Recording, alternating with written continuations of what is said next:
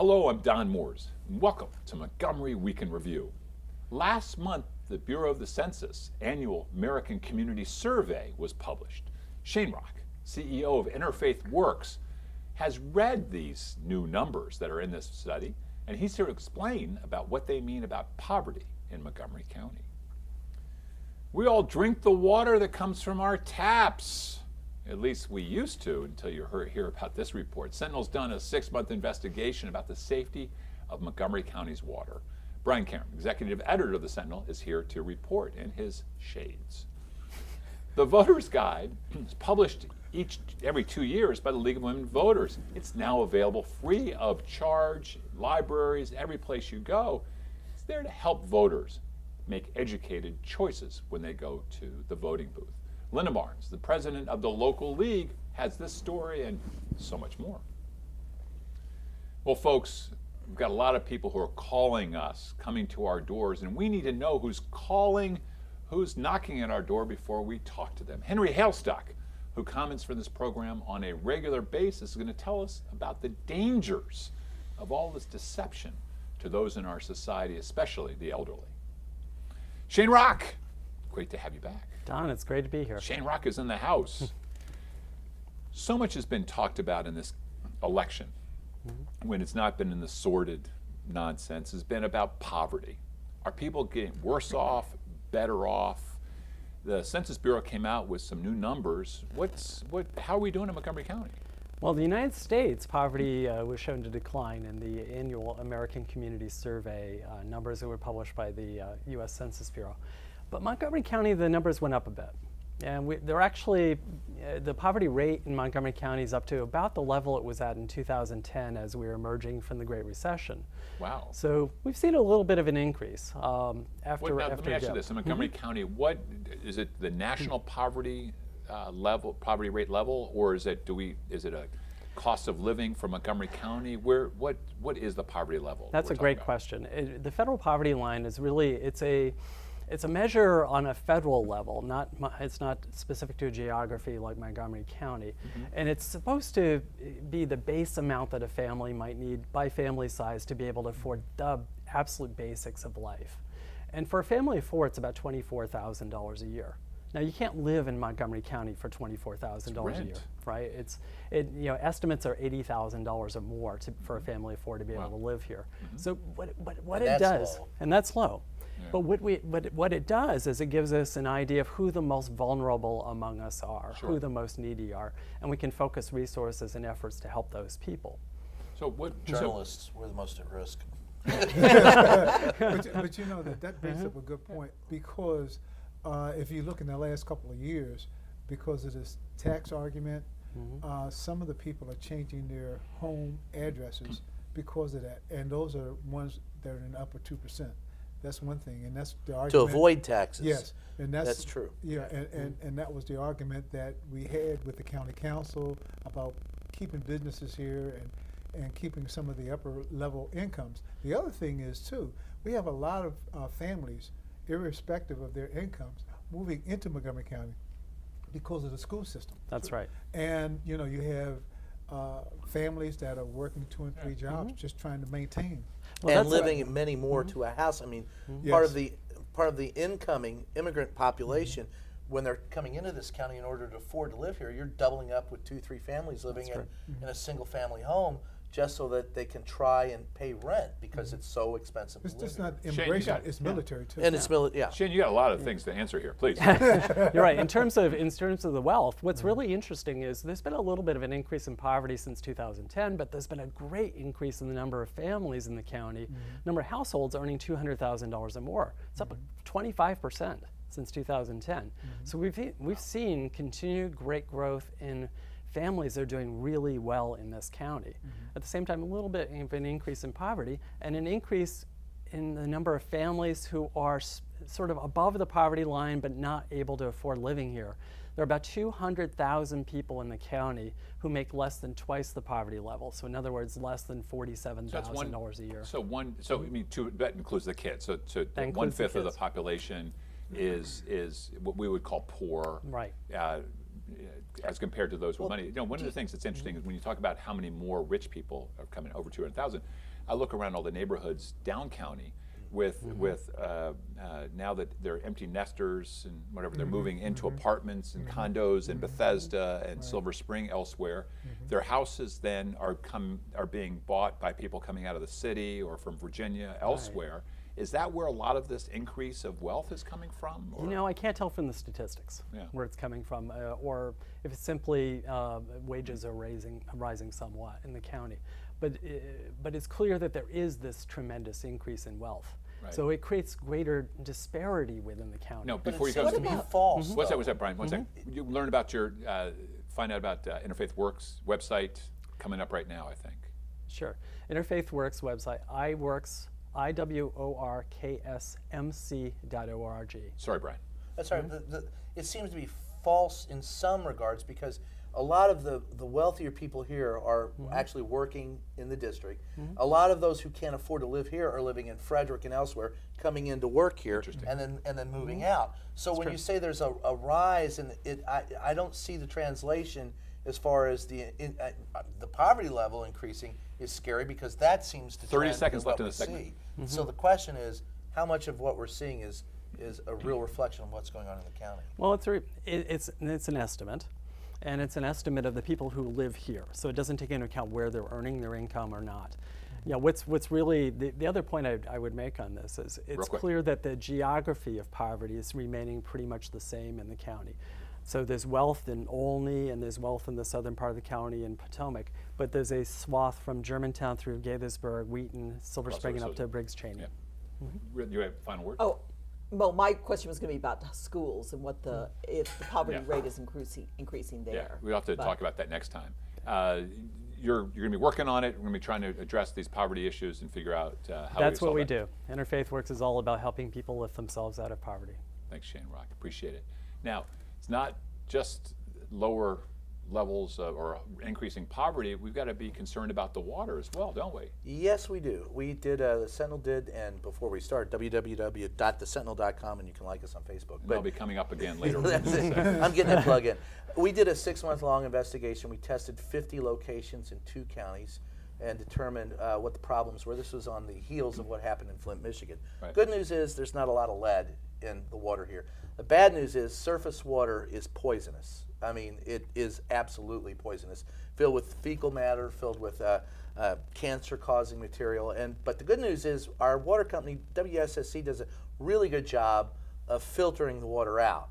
And the water that you get, the biggest problem you're going to have is some sediment issues and some contaminants due to the aging infrastructure. Okay. And then you're going to have trihalomethanes, which are a cancer-causing agent. That's in the plastics? That's a byproduct of the chlorination of water. Oh, okay. And that is high in some instances, but not terribly high. But it is a danger. The thing that is the biggest danger is like chromium-6 and some of the stuff that they don't test, that they don't know how bad, the Aaron Brockovich type of chemical that was found in the water here, even in low amounts. The biggest problem in Montgomery and Prince George's County when it comes to water is infrastructure. And the county's got to take a look at it. We're replacing less than 1% of our aging pipes, our water mains, every year, which means it'd be at least 100 years before you switch out the pipes. And I was gonna say- that's a huge problem. Right now, in my neighborhood, which the pipes were put in 1915, they're There you taking the go. pipes out and replacing them for the first time. And so we're part of that 1%. There but is these an are average- 100-year-old pipes that they're changing And out. there are an average of 1,800 water main breaks a year in Montgomery County alone. Right. And here's the hidden problem. The water pressure is so low because these pipes are clogged that in many cases the fire hydrants are not able to provide the proper pressure. Absolutely. So you have fire trucks that have to have additional pumps to pump the water out. Now this can affect, guess what? Your insurance rates eventually, and the cities and the counties. So it's a huge infrastructure problem. The county council and the city have admitted that they're not paying attention to it, and it's got to be changed. Well, Henry. you know, I agree with all that, but my concern has always been, you know, the purity of water, and I really don't drink the faucet water. And Do the you drink thing bottled is, water? I drink bottled water, You shouldn't.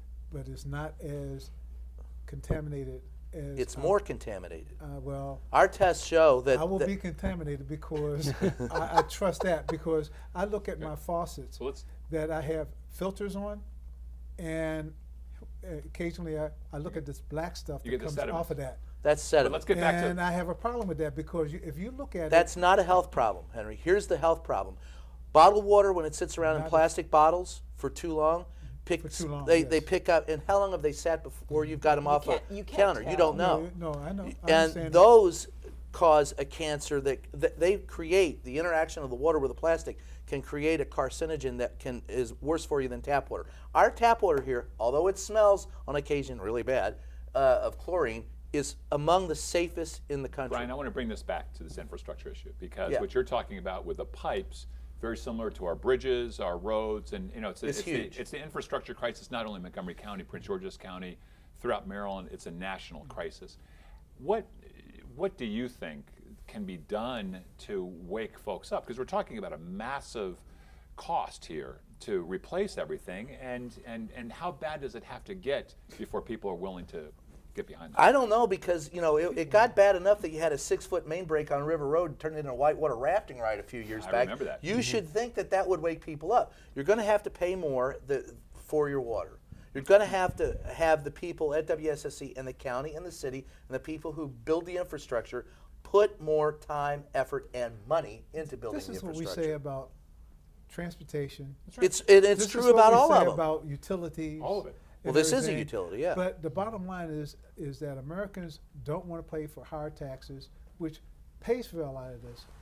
They rather complain and say do something about it, but when you have to pay for it, not on my. Well, 40 our seconds left, 40 investigation seconds shows left. that people will actually, when we talked to, and it's a 6-part series, last 3 parts of it you can catch in the next 3 weeks. The And, fifth part. and where do you catch this? www.thesentinel.com, or look us up on Facebook. And peace and love. But bottom line is, people want clean water. Let me tell you, the agree. water that you get off, and I see people eating the fish out of the streams, drinking the water out of a creek, that is poisonous. Yeah. We live in a day and age where you cannot do that. So you have to invest. People want clean water. And by and large, if you're buying into the myth that bottled water is safer for you, don't. The water that you get out of your tap is actually safer in most cases than you're going to get And that's from the a last bottled word, and you're confirming what we heard from Carol Garvey, former health director for Montgomery County. She used to say that all the time. Drink the tap water. We We're did done. an independent investigation, brother. Thank you, Brian. We have to take a break. We'll be right back after these messages. I'm not drinking something.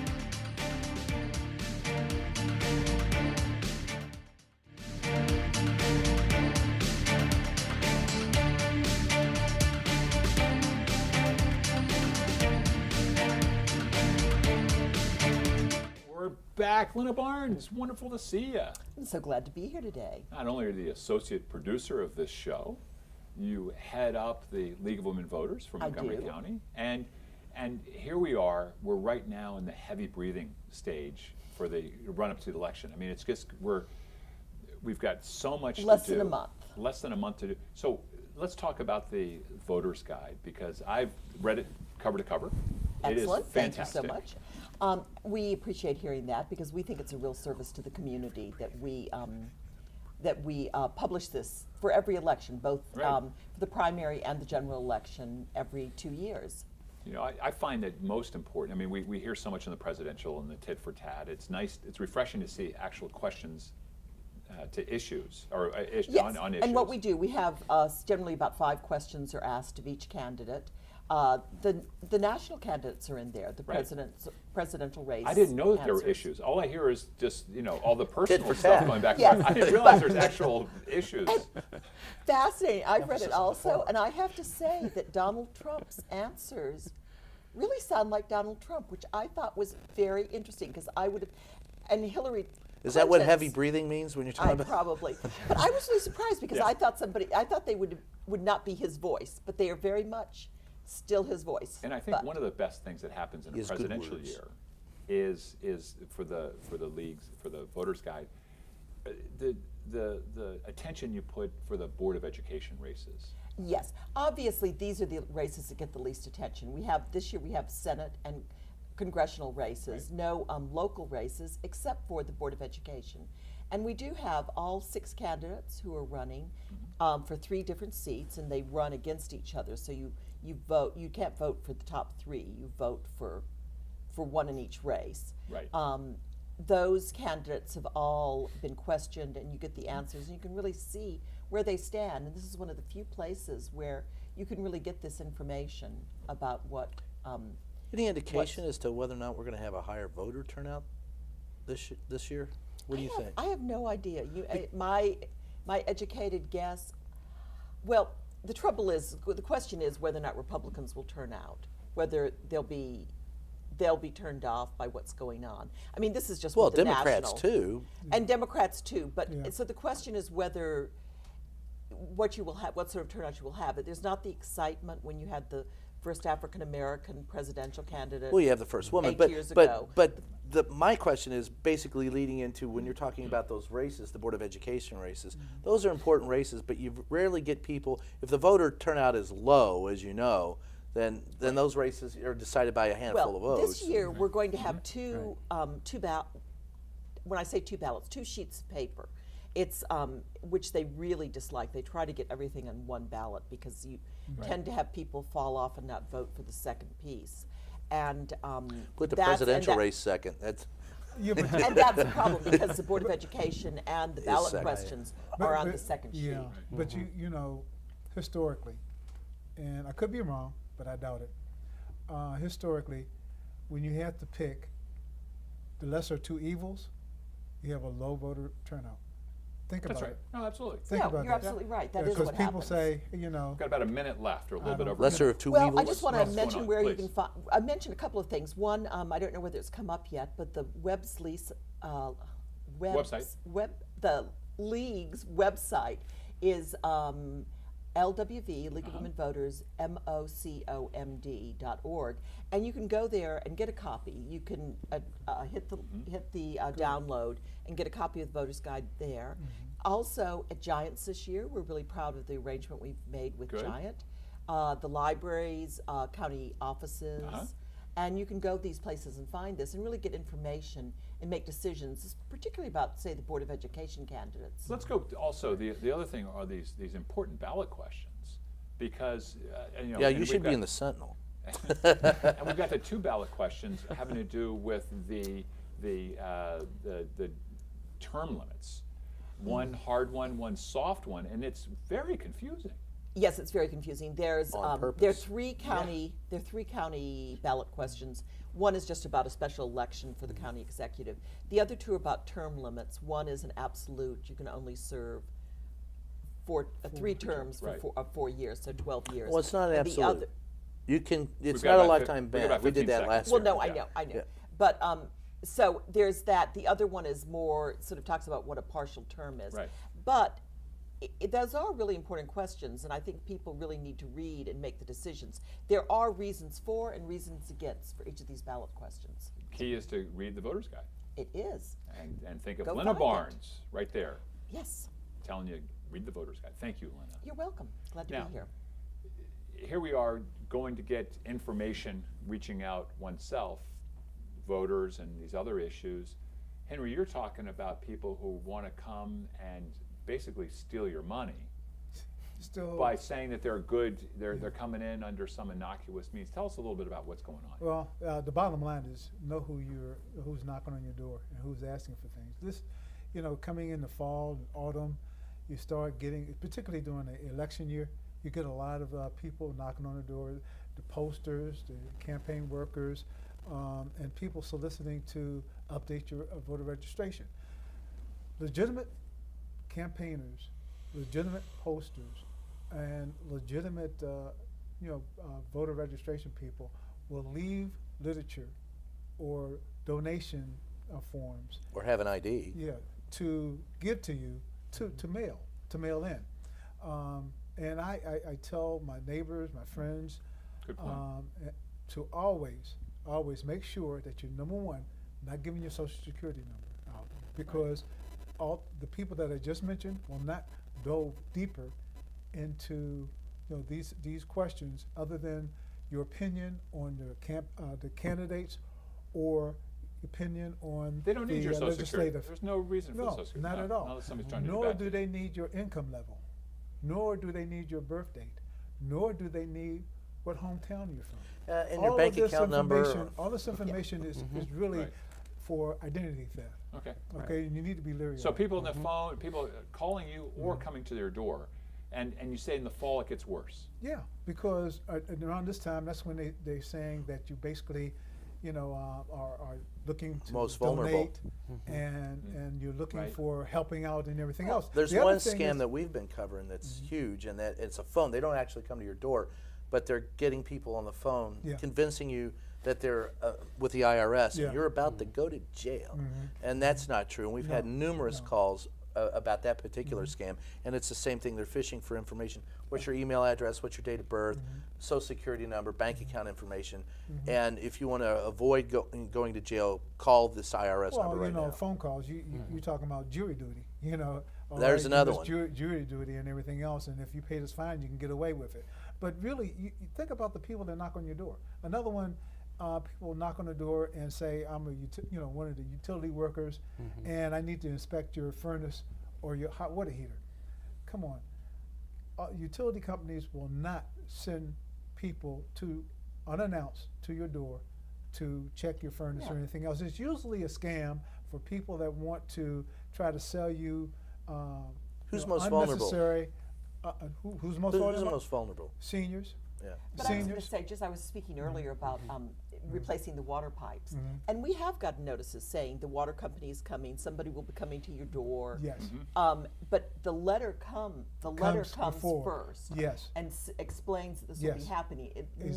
never, if anybody just comes and knocks. It's usually a scam, and they're trying to deceive you, trying to get you to pay higher, unexpected amounts for something that you really don't need And to have far done. better for you to pay money to something like Interfaith Works so they can do good Well, work. you're exactly Shane, go right. ahead. Henry, what should people do? I mean, when someone comes to the door who's engaged in a scam, and you know that, what should they do? Basically, ask them questions. Say, "Who are you from?" And then tell them, "I'm usually get a notice," or "No, thank you," or "I don't believe in knocking on door solicitations." I have a sign on my door, "No solicitation." And in my intercom, somebody knocks on the door. I say, "Who are you?" "Well, I'm here for." I say, "Look, can't you read? No solicitation." Period. And then right underneath no solicitation is rabid dog about ready to be set on. No, they see me walking the dog in the neighborhood. They know that my miniature schnauzer is not going to be. I'll loan you my lab. Yeah, but really, another thing is, think about it. School is open now, and you have a lot of the children in the neighborhood coming around soliciting, funds for team uniforms or a school charity. I suggest don't, fall for that, because unless you know them, don't do it, because you have scrupulous vendors 45 seconds left. who will be coming around asking for money, and Right. all they're trying to get is cash, credit card numbers, okay, or checks. So you just be I had a aware date of like that once. You had a date like that. Well, we won't go into that. Should people call the police? Yeah. I give you an example. The same scam as far as children coming around trying to sell magazines or to raise money for uniforms and everything are the same ones that are coming around asking for charity for this charity don't even know about.